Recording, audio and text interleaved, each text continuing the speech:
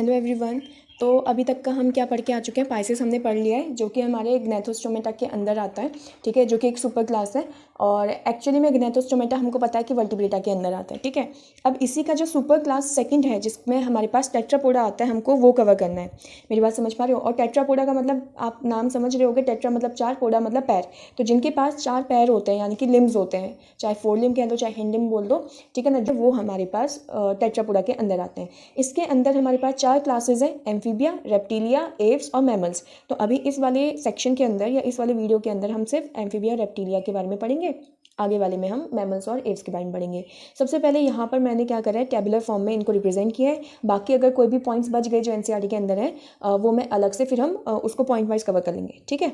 अच्छा, सबसे पहले यहाँ पे नाम देख लेते हैं, क्या लिखा हुआ है, एम्फीबिया, ठीक है। यहाँ पे क्या लिखा हुआ है, एम्फीबिया। तो देख लो भैया, एम्फीबिया का मतलब जो एनसीईआरटी में क्या बोलता है, एम्फी मतलब डुअल, डुअल मतलब दो, बिया मतलब लाइफ, यानी कि ये ऐसे ऑर्गेनिज्म है जो दो जगह आसानी से रह सकते हैं। अब वो दो जगह कहाँ रह सकते हैं, तो वो हैबिटेट के अंदर कवर करा है। अभी थोड़ी देर में इसको और डिस्कस करती हूँ। और रेप्टिलिया का जो नाम है उससे मतलब क्या होता है, रेप्टाइल्स। रेप्टाइल मतलब ऐसे ऑर्गेनिज्म जो रेंगने वाले होते हैं, ठीक है, जो रेंग सकते हैं। तो इस बेसिस पे इनका नाम पड़ा है रेप्टिलिया। ओके, अब सुनो जरा, थोड़ा सा हम पहले पीछे वाला थोड़ा सा डिस्कस करें। तो हमने ये देखा था जो पाइसेस होते हैं ना, वो सिर्फ और सिर्फ एक्वेटिक होते हैं, मतलब पानी के अंदर पाए जाते हैं। तो हम ऐसा बोल सकते हैं कि पाइसेस के अंदर कुछ मॉडिफिकेशन आया, डेफिनेटली ऐसे ही आया होगा, कोई इवोल्यूशन आया होगा। और वो इवोल्यूशन आते आते हमारा एम्फीबिया क्लास बन गया, क्योंकि वो एम्फीबिया का अगर आप हैबिटेट जो यहाँ पे लिखा हुआ देख रहे हो, उसमें लिखा है एक्वेटिक एंड टेरेस्ट्रियल, मतलब पानी में भी पाए जाते हैं और टेरेस्ट्रियल में पाए जाते हैं। इसी वजह से नाम पड़ा है डुअल लाइफ, मतलब दो जगह रह सकते हैं, पानी में भी जिंदा रह सकते हैं और ज़मीन में भी जिंदा रह सकते हैं, ठीक हो गया। अब ये बोला जा सकता है कि एम्फीबिया के अंदर कुछ इवोल्यूशन आया और वो रेप्टिलिया के अंदर कन्वर्ट हो गया। सारे के सारे नहीं हुए, उसमें से कुछ ऑर्गेनिज्म रेप्टिलिया में कन्वर्ट हो गए, मतलब ओरिजिन उनका वही है कि एम्फीबिया से ऑर्गेनिजम्स के अंदर कॉम्प्लेक्सिटीज आनी स्टार्ट हुई और रेप्टिलिया में कन्वर्ट हो गए। तो यहाँ क्या लिखा है कि रेप्टिलिया में ऑर्गेनिजम्स का अगर हैबिटेट देखा जाए, मतलब पाए कहाँ जाते हैं, कहाँ जिंदा रह सकते हैं, तो लिखा हुआ है टेरेस्ट्रियल। आई होप इतना क्लियर हो गया होगा। नेक्स्ट बढ़ते हैं, क्या लिखा हुआ है, एक्सोस्केलेटन। तो इसको जरा ध्यान से समझते हैं। इसका सबसे पहले यहाँ पे देखो, एक्सो, एक्सो मतलब होता है बाहरी, आउटर, ठीक है। तो आउटर और लास्ट में क्या लिखा है, स्केलेटन। स्केलेटन का मतलब क्या होता है, ढांचा ना, एक तरीके से ढांचा। अब देखो मेरी बात ध्यान समझना, जो हमारी बॉडी है, ह्यूमन बॉडी, उनकी बॉडी अगर अपनी बॉडी के बाहर आप देखो तो क्या छोटे छोटे हेयर प्रेजेंट है, तो वही हेयर हमारी बॉडी के अंदर क्या होते हैं, एक्सोस्केलेटन। उसी तरीके से इनकी बॉडी के अंदर देखो, ठीक है। वैसे तो एक्सोस्केलेटन क्या होता है, कवरिंग होती है जो बॉडी को प्रोटेक्ट करती है, किसकी बॉडी को, ऑर्गेनिज्म की बॉडी को। लेकिन अगर मैं एम्फीबिया के ऑर्गेनिज्म की बात करूँ तो यहाँ पे लिखा है कि इनके पास कोई एक्सोस्केलेटन नहीं होता। एक फ्रॉग की बॉडी को ध्यान रखो, आपने फ्रॉग की बॉडी बहुत बार देखी होगी और आपने देखा होगा कि उसकी बॉडी चिपचिपी होती है। तो बाहर से कुछ भी प्रेजेंट नहीं है, कोई एक्सोस्केलेटन नहीं है, तो इसलिए लिखा है एम्फीबिया की बॉडी में एक्सोस्केलेटन एब्सेंट होता है। उसी तरीके से अगर हम रेप्टिलिया का केस पढ़ते तो यहाँ लिखा है ड्राई कॉर्निफाइड स्केल्स और स्क्यूट्स, ठीक है। तो पहले इसके मतलब समझ लेते हैं। ड्राई मतलब सूखा होगा, कॉर्निफाइड मतलब क्या होता है, आपने एक सब्सटेंस का नाम सुना होगा, केराटिन, प्रोटीन का नाम सुना है ना, केराटिन, तो वही है ये। कॉर्निफाइड मतलब केराटिन सब्सटेंस है कोई, ठीक है। और हॉर्न्स के फॉर्म में प्रेजेंट होगा, ठीक है, छोटे छोटे हॉर्न जैसे सिंग होते हैं ना, छोटे छोटे हॉर्न्स के फॉर्म में प्रेजेंट होगा। और वो क्या लिखा है, कॉर्निफाइड स्केल्स, यानी कि जो हॉर्न्स होंगे वो किस में कन्वर्ट हो गए, स्केल्स में कन्वर्ट हो गए होंगे। और इसी ड्राई कॉर्निफाइड स्केल्स को स्क्यूट्स भी कहा जाता है। एग्जाम्पल के तौर पे स्नेक की बॉडी याद रखो, स्नेक की बॉडी में छोटे छोटे क्या होते हैं, स्केल्स। अगर ये भी नहीं याद है तो आप क्रोकोडाइल की बॉडी याद रखो ना, तो क्रोकोडाइल की बॉडी में क्या होते हैं, स्केल्स होते हैं, ठीक है। और या फिर टॉर्टोइज याद रख लो या टर्टल याद रख लो, बाहर से शेल होता है, उसके शेल की बॉडी, शेल क्या करते हैं, प्रोटेक्ट करते हैं ना, वही तो एक्सोस्केलेटन है यहाँ पर। उसके बाद बात करते हैं लोकोमोटरी ऑर्गन। लोकोमोटरी ऑर्गन मतलब जिस ऑर्गन से वो मूव कर सकते हैं। तो हमने पहले ही पढ़ लिया था कि भैया यहाँ पे तो लिम्स होंगे, वो भी दो पेयर में, यानी कि चार पैर होंगे ना टोटल, दो हाथ दो पैर। लेकिन इसके आगे क्या वर्ड जोड़ रखा है, मोस्टली। और देखो मैंने बीच में कोई भी सेपरेटर या डिवाइडर यूज़ नहीं किया, इसका मतलब ये दोनों के ही बात कर रहा है। एम्फीबिया और रेप्टिलिया दोनों के अंदर दो पेयर्स होंगे हाथ और पैरों के, मतलब टोटल चार पैर होंगे। और यहाँ पे क्या लिखा हुआ है, मोस्टली वर्ड यूज़ करा है। मोस्टली का मतलब क्या होता है कि ज़्यादातर ऑर्गेनिजम्स के अंदर ये चीज़ देखने को मिलेगी, हर किसी के अंदर ये नहीं मिल रहा है। इसका मतलब यहाँ पे एक्सेप्शन है। पहले अगर मैं एम्फीबिया के एक्सेप्शन की बात करूँ, लास्ट में हम पढ़ेंगे भले उसको, मैं थोड़ा सा बता देती हूँ। एक होता है लिम्बलेस एम्फीबिया, नाम से समझ में आया, लिम्बलेस एम्फीबिया मतलब लिम्ब है ही नहीं, सांप की तरह दिखाई देगा, डायग्राम में दिखाऊंगी बाद में, ठीक है।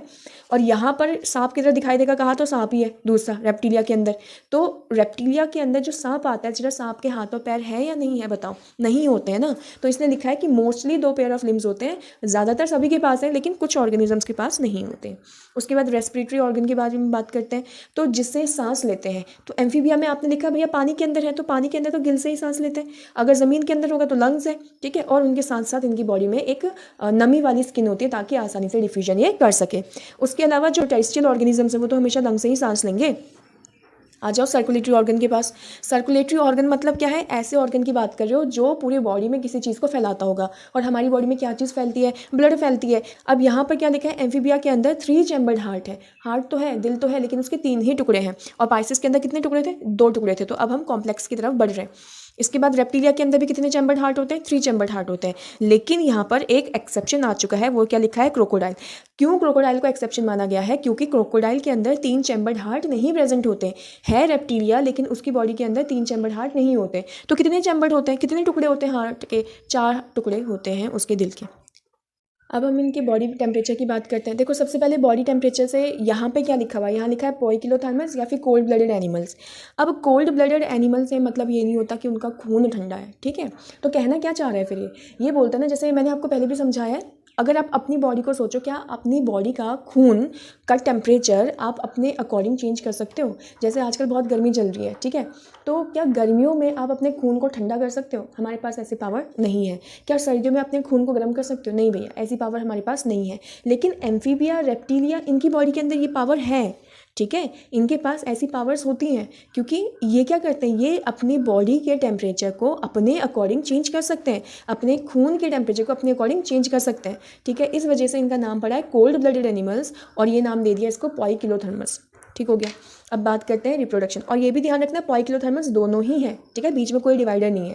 रिप्रोडक्शन की बात करें, सबसे पहले तो इसमें क्या लिखा है, सेक्सेस आर सेपरेट। कहने का मतलब है कि एम्फीबिया और रेप्टिलिया दोनों के अंदर मेल अलग होगा, फीमेल अलग होगा, ठीक है। मेल फ्रॉग अलग है, फीमेल फ्रॉग अलग है। रेप्टिलिया में स्नेक याद रखा होगा, हिंदी में आप बोलते हो क्या, नाग नागिन, है ना, तो अलग अलग है।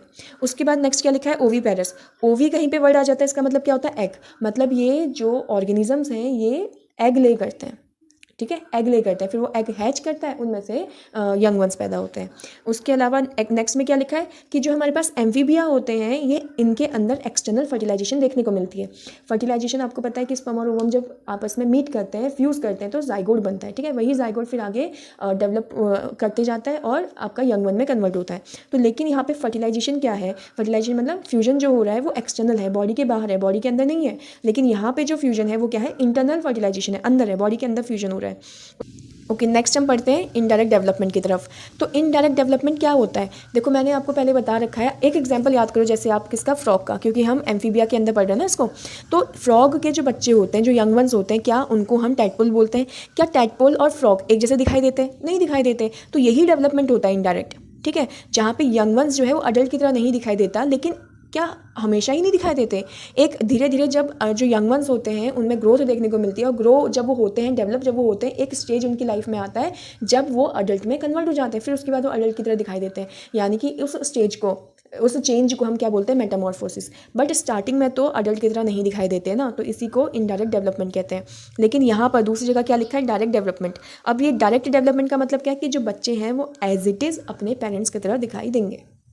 ओके, तो सबसे पहले हम यहाँ पे कुछ चीज़ें समझ लेते हैं, फिर आगे हम और फर्दर जो पॉइंट्स हमने टेबलर फॉर्म में कवर नहीं करे उनको कवर करेंगे। सबसे पहले ये जो डायग्राम दिख रहा है ना, फर्स्ट वाला, ये है तो ह्यूमन ईयर का, लेकिन इसमें कुछ चीज़ें समझनी है हमको। सबसे पहले जो आउटर ईयर है उसको ऑरेंज कलर से डिनोट करा है, मिडल ईयर को इन्होंने पिंक से डिनोट करा है, और जो इनर ईयर है वो इन्होंने ब्लू से डिनोट कर रखा है। तो यहाँ क्या समझना है कि जो एम्फीबिया और रेप्टाइल्स होते हैं ना, उनके पास ये आउटर ईयर होता ही नहीं है। उनके पास सिर्फ कहाँ तक प्रेजेंट होता है, मिडल ईयर और इनर ईयर, सिर्फ ये 2 चीज़ें ही प्रेजेंट होती हैं। और अगर आप ये देखो कि जो मिडल ईयर है ना, इसकी जो मेम्ब्रेन है उसको नाम क्या दे रखा है, टिम्पैनिक मेम्ब्रेन, और इसको टिम्पैनम भी कह सकते हो। इसका मतलब जो भी हमारे एम्फीबिया और रेप्टिलिया होते हैं उनके पास सिर्फ मिडल ईयर होता है, और वही मिडल ईयर उनकी ईयर को रिप्रेजेंट करता है, ठीक है। हमारे कानों में जो आउटर ईयर है वो ईयर को रिप्रेजेंट करता है, यहाँ पर जो टिम्पैनम है वो मिडल ईयर को, सॉरी, वो पूरे ईयर को रिप्रेजेंट करेगा।